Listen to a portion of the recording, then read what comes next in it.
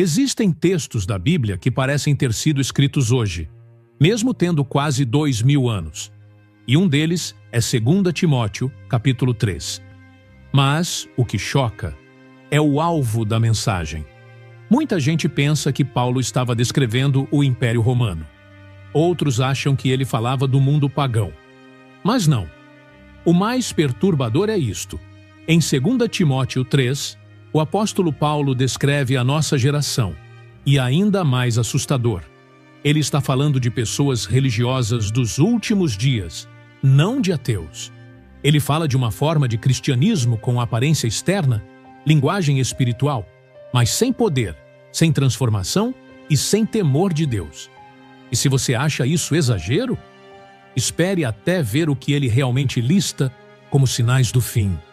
Porque o capítulo inteiro não soa como um texto antigo. Soa como um raio-x assustador da cultura moderna e talvez até da sua própria vida. Mas antes de continuar, comente abaixo. Eu vivo o verdadeiro cristianismo. Esse simples ato pode reafirmar sua fé. Feche os olhos por um instante e imagine que alguém estivesse descrevendo, com precisão cirúrgica, os comportamentos mais comuns da nossa sociedade atual. A arrogância, o egoísmo, a busca por prazer acima de tudo, a falta de gratidão, a traição. Agora imagine que essa descrição foi escrita quase 2 milênios atrás. Isso é exatamente o que acontece em 2 Timóteo, capítulo 3. Mas o que poucos percebem, e isso muda tudo, é para quem Paulo escreveu essas palavras. Não era sobre o Império Romano. Não era sobre os gregos, ou sobre os pagãos que adoravam deuses falsos. Paulo estava olhando além do seu tempo e descrevendo os últimos dias. Em 2 Timóteo 3:1, ele começa dizendo: Sabe, porém, isto, que nos últimos dias sobrevirão tempos trabalhosos. A expressão últimos dias aparece em vários pontos do Novo Testamento e é usada pelos apóstolos não para falar apenas do fim do mundo, mas para designar o período entre a primeira e a segunda vinda de Cristo. Em Hebreus 1:2, lemos: Nestes últimos dias, Deus nos falou pelo Filho.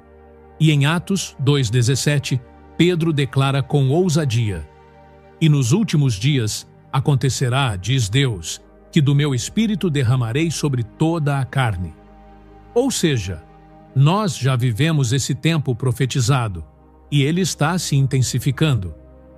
Mais perturbador ainda é o fato de que Paulo está descrevendo pessoas religiosas. Como sabemos disso?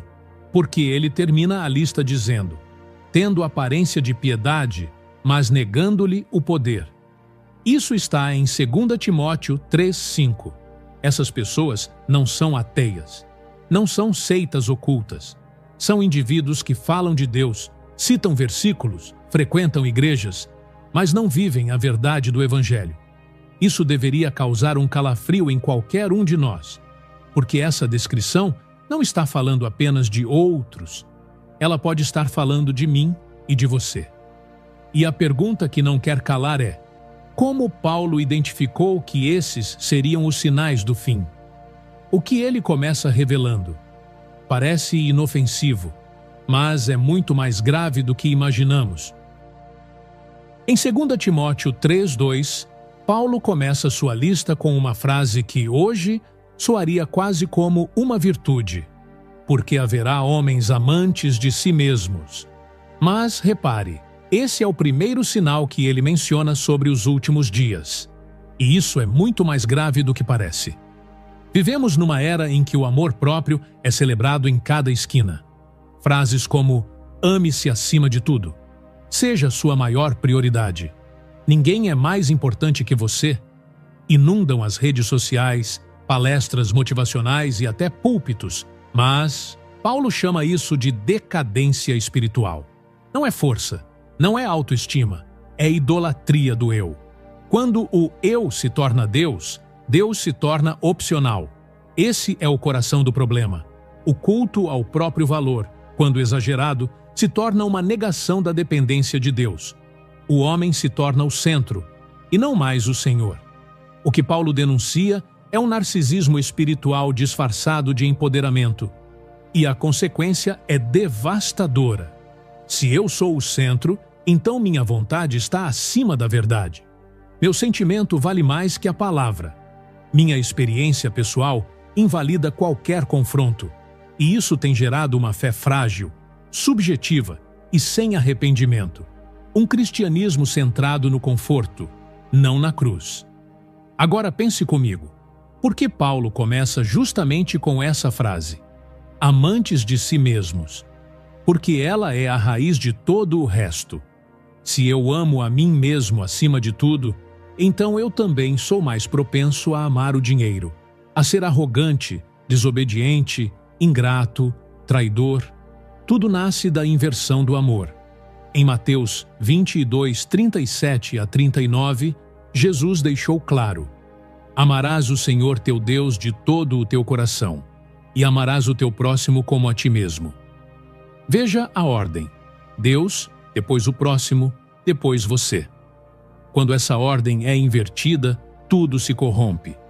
Mas o que Paulo revela em seguida mostra que não é só uma crise de identidade, é uma rejeição consciente da verdade. Em 2 Timóteo 3,7, Paulo descreve um dos sintomas mais sutis e perigosos da apostasia nos últimos dias, que aprendem sempre e nunca podem chegar ao conhecimento da verdade. Pessoas assim não são ignorantes. Elas estão sempre ouvindo algo novo, sempre em busca de informação, sempre consumindo conteúdo. Elas têm acesso à Bíblia, a sermões, a estudos, a pregações, mas nunca chegam ao conhecimento da verdade. Por quê? Porque o problema não está na falta de dados, mas na rejeição do arrependimento. Elas não querem ser confrontadas, não querem ser transformadas, querem acumular palavras, mas não carregar a cruz. Querem inspiração, mas rejeitam a rendição. Vivemos exatamente esse tempo. Nunca tivemos tanta gente aprendendo sobre espiritualidade, mas, ao mesmo tempo, nunca vimos tanto relativismo. A minha verdade, o meu jeito de crer, o que Deus falou só comigo. Frases como essas mostram que a verdade deixou de ser uma pessoa, Cristo, e virou uma sensação subjetiva.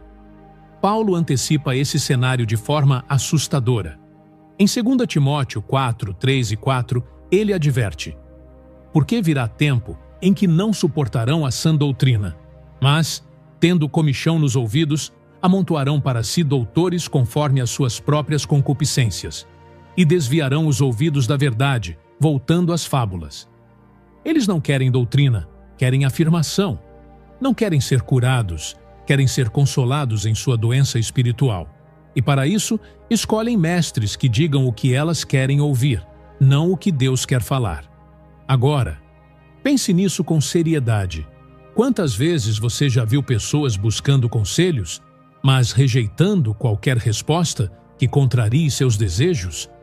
Quantas vezes você mesmo já procurou uma palavra e ignorou justamente aquela que te desafiava a mudar?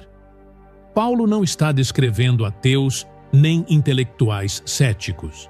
Ele está falando de gente religiosa que ouve, lê, busca, mas não suporta a verdade quando ela fere o ego. E o que ele revela em seguida vai ainda mais fundo. Não se trata apenas de rejeitar a verdade, mas de fingir viver uma fé que nem existe. Em 2 Timóteo 3,5, Paulo escreve algo que, para muitos, deveria soar como um grito de alerta. Tendo aparência de piedade, mas negando-lhe o poder. Destes, afasta-te. Essas palavras não descrevem o mundo fora da igreja. Descrevem um tipo de fé que parece autêntica, mas está morta por dentro. Uma religiosidade de fachada. Uma espiritualidade sem raiz. Gente que ora, mas não se humilha. Que canta, mas não se entrega. Que prega, mas não obedece. Paulo está falando de um cristianismo sem cruz, sem arrependimento, sem transformação. Um cristianismo de palavras certas, gestos corretos, mas com o coração longe de Deus. É importante entender o que ele quer dizer com aparência de piedade. A palavra usada no original grego se refere a uma forma externa, como uma máscara ou uma encenação. Não é um erro sincero, é uma atuação consciente. E mais grave ainda, essas pessoas negam o poder de Deus, não com palavras diretas, mas com uma vida que não reflete o reino. Falam de graça, mas vivem em pecado. Falam de fé, mas não confiam. Falam de Deus, mas decidem como se fossem seus próprios deuses. E sabe o que é mais assustador? A maioria não percebe, porque a aparência é convincente. Os gestos religiosos funcionam como uma armadura, mas por dentro está tudo seco, frio, vazio. Jesus já havia alertado sobre isso. Em Mateus 15:8, ele diz: "Este povo honra-me com os lábios, mas o seu coração está longe de mim." E em Tito 1,16, Paulo reforça: "Confessam que conhecem a Deus, mas negam-no com as obras." A piedade verdadeira não está em frases bonitas, nem em um vocabulário espiritual. Ela está em uma vida quebrantada, moldada pela obediência e sustentada pelo Espírito. Onde há poder, há transformação. Onde não há transformação, há apenas teatro. Mas Paulo ainda não terminou. A lista continua. E o que ele revela em seguida é tão detalhado que parece ter sido escrito depois de abrir o Instagram e assistir o noticiário. Em 2 Timóteo 3:2-4, Paulo faz uma lista que, se fosse lida sem referência, poderia ser confundida com uma análise sociológica ou uma reportagem sobre a decadência moral do nosso tempo. Ele escreve: "Porque haverá homens amantes de si mesmos, avarentos, presunçosos, soberbos, blasfemos, desobedientes a pais e mães, ingratos, profanos, sem afeto natural, irreconciliáveis, caluniadores, incontinentes, cruéis, sem amor para com os bons, traidores, obstinados, orgulhosos, mais amigos dos deleites do que amigos de Deus." Olhe de novo para essa lista. Agora, pense em tudo que vemos diariamente. Redes sociais lotadas de ostentação e vaidade. Crianças desafiando os pais como se fossem inimigos. Pornografia, violência, zombaria da fé. Tudo isso se encaixa com assustadora precisão. Isso não é linguagem simbólica, não é metáfora. É um raio-x direto da alma de uma geração. Paulo começa com amantes de si mesmos, já falamos disso. Mas logo em seguida vem avarentos, ou seja, escravos do dinheiro, de conquistas, de status. Depois, presunçosos e soberbos, pessoas cheias de si, arrogantes, que zombam da sabedoria dos outros. Depois vem blasfemos, não apenas xingamentos, mas gente que trata o sagrado com desprezo. Logo em seguida, desobedientes a pais e mães, algo cada vez mais comum, não só entre adolescentes, mas adultos que rejeitam honra, rejeitam autoridade. Seguindo vem ingratos e profanos, uma geração que perdeu o senso de reverência, que não reconhece nada como santo, que pisa sobre tudo que é puro. E então, ele atinge o coração emocional da crise. Sem afeto natural, irreconciliáveis. A frieza nos relacionamentos, o individualismo extremo, o desprezo por vínculos verdadeiros. Quantos lares destruídos por egoísmo? Quantas amizades perdidas por orgulho? É o que mais vemos hoje. Mas Paulo continua. Caluniadores, incontinentes, cruéis. Veja, não é só fraqueza humana, é uma brutalidade crescente, falta de autocontrole, prazer em ferir, cultura do cancelamento, ataques sem misericórdia. Depois, sem amor para com os bons. Vivemos um tempo em que o certo virou errado e o errado virou moda. Gente piedosa é zombada, gente perversa é celebrada. E, finalmente, traidores, obstinados, orgulhosos, mais amigos dos deleites do que amigos de Deus. Essa é uma das frases mais fortes da Bíblia. Mais amigos dos prazeres do que de Deus. Prazer acima da obediência. Emoção acima da verdade. É o resumo do nosso tempo. Agora, pare e pense. Isso tudo foi escrito há quase 2000 anos. Paulo não tinha internet, não conhecia reality shows, redes sociais, influencers, cultura do entretenimento. E mesmo assim, descreveu com perfeição o padrão moral de 2024, 2025, 2026. Isso não é uma previsão genérica. Não é como o horóscopo, que se aplica a qualquer um. É um diagnóstico profético, inspirado por Deus, com alvos específicos. E o mais perturbador, Paulo está falando de pessoas que se consideram espirituais. O que ele faz aqui não é só listar comportamentos, é mostrar que o molde espiritual da sociedade foi corrompido. A cultura deixou de ser neutra. O certo e o errado foram trocados, e a igreja, muitas vezes, está tentando se adaptar a esse molde, em vez de confrontá-lo. Mas o que fazer diante disso? Paulo responde, e sua instrução final pode ser a diferença entre apostasia e fidelidade. Para finalizar, é preciso lembrar que Paulo não escreveu esse alerta para gerar pânico, mas para despertar discernimento. Depois de descrever o cenário dos últimos dias, ele dá a orientação mais importante. Em 2 Timóteo 3,14, ele diz: Tu, porém, permanece naquilo que aprendeste e de que foste inteirado. Em outras palavras, não siga a multidão, siga a verdade. Ele também diz em 2 Timóteo 3,13, Mas os homens maus e enganadores irão de mal a pior, enganando e sendo enganados.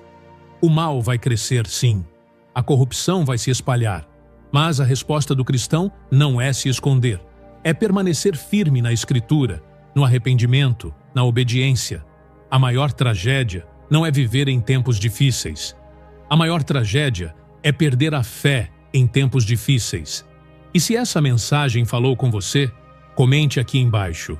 Eu quero viver a verdade, mesmo que custe tudo. Esse simples ato já é uma forma de declarar sua fidelidade a Deus.